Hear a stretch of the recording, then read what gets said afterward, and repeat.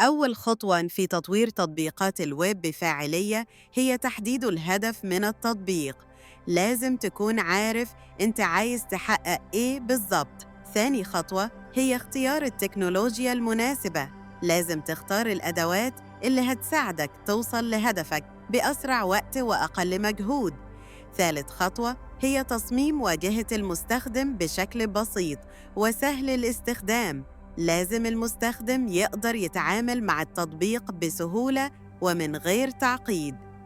رابع خطوة هي اختبار التطبيق بشكل دوري. لازم تتأكد إن كل حاجة شغالة زي ما أنت متوقع ومفيش أي مشاكل. خامس خطوة هي الاستماع لملاحظات المستخدمين وتحديث التطبيق بناءً عليها. لازم تكون دايماً مستعد لتحسين التطبيق وتطويره.